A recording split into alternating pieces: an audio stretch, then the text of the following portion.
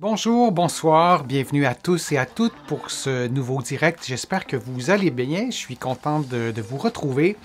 Aujourd'hui, on va parler des fessiers, on va parler de la force de ces muscles, de leur souplesse et en quoi est-ce utile de parler de ces muscles qui sont parfois sous-estimés. Leur importance est parfois sous-estimée. C'est des muscles qui sont étroitement liés avec plusieurs problèmes musculo-squelettiques, on n'y pense pas tout le temps. Et donc, vous allez aussi trouver, je vous les présente à chaque direct, vous allez trouver aussi beaucoup d'informations sur les fessiers dans mes livres, notamment mon livre sur les douleurs au dos et au cou, 99 façons de les soulager, et aussi conseils d'un physio pour une meilleure posture et des articulations en santé. Parlons de la souplesse des fessiers, de ces muscles qui sont essentiels aux mouvements, qui sont essentiels à la stabilité, au soulagement de la douleur. La liste est vraiment très, très longue. Et de parler de la souplesse des fessiers, c'est souvent aussi une façon de vous aider à vous soulager vous-même d'une longue liste de problèmes de dos, de hanches, de genoux aussi. Il y a des liens à faire vraiment très, très, très clairs à ça. Donc, petit fessier, moyen fessier, grand fessier, à des différents niveaux de profondeur. Et chaque muscle ne fait pas exactement le même mouvement et de la même façon. Et parce qu'on a trois muscles, c'est important. Trois muscles fessiers, c'est important de les assouplir dans une diversité aussi de positions, parce que si vous faites toujours le même exercice de souplesse dans la même position, ce sera sûrement moins efficace, et aussi de changer l'alignement articulaire, c'est-à-dire d'avoir le genou plié ou d'avoir la hanche pliée ou étendue, c'est selon, mais de diversifier vos positions aussi, c'est-à-dire de diversifier l'alignement articulaire, c'est intéressant aussi de le faire.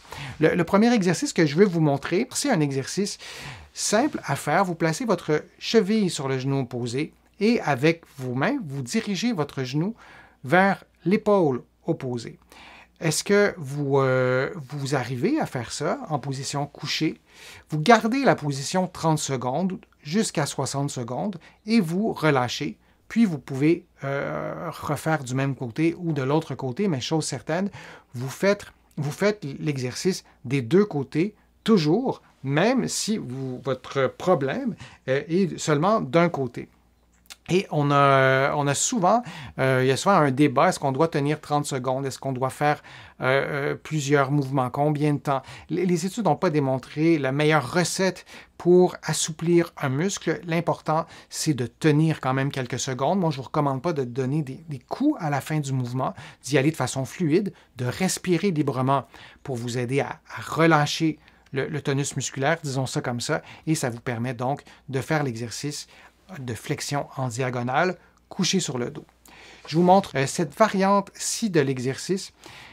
Une façon différente, modifiée en fait de faire le même exercice que vous venez tout juste de voir, c'est l'exercice qui ressemble au précédent, mais vous allez aussi effectuer une flexion de la hanche opposée.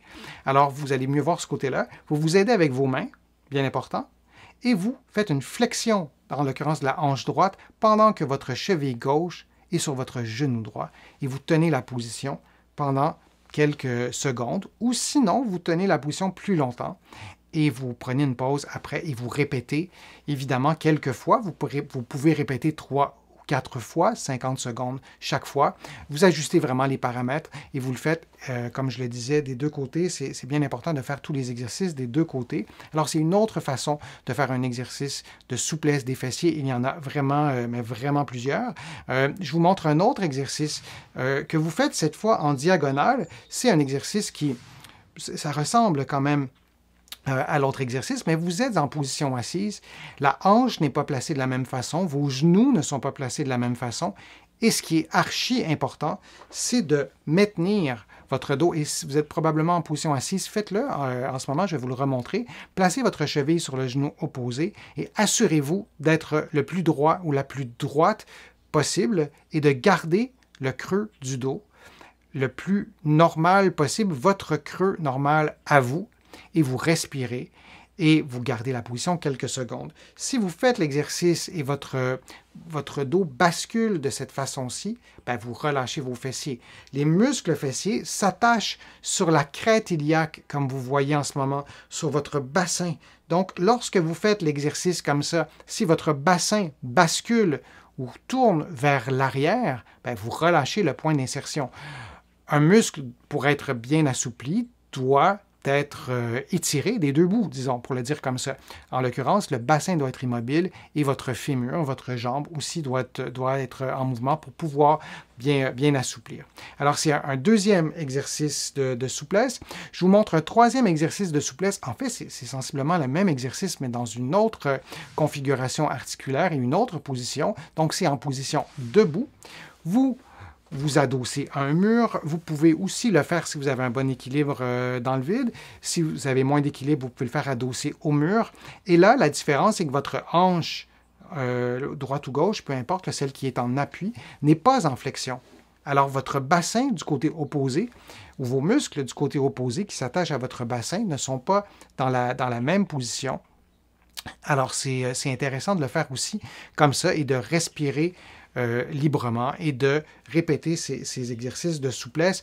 Vous pouvez faire les exercices de souplesse, les intégrer à un programme d'exercice. Si vous avez une douleur au dos, une douleur au bassin, une douleur sacro-iliaque, une douleur au genou même, et vous apercevez que votre souplesse, elle est asymétrique. Il faut comprendre pourquoi. Peut-être que vous le savez, peut-être que vous avez une scoliose et il y a une asymétrie par la force des choses, mais parfois, on ne sait pas, on ne comprend pas la présence de l'asymétrie. Alors, c'est intéressant de savoir pourquoi vous avez une asymétrie et de consulter et d'avoir une évaluation, notamment une évaluation posturale, mais c'est 3 ou 4 exercices de souplesse, vous les intégrez à un programme d'exercice. Vous pouvez aussi les intégrer à une période d'échauffement. Dans une période d'échauffement, on veut aussi des exercices dynamiques. Mais c'est intéressant aussi de faire des exercices statiques pour pouvoir prendre son temps, bien contrôler les compensations.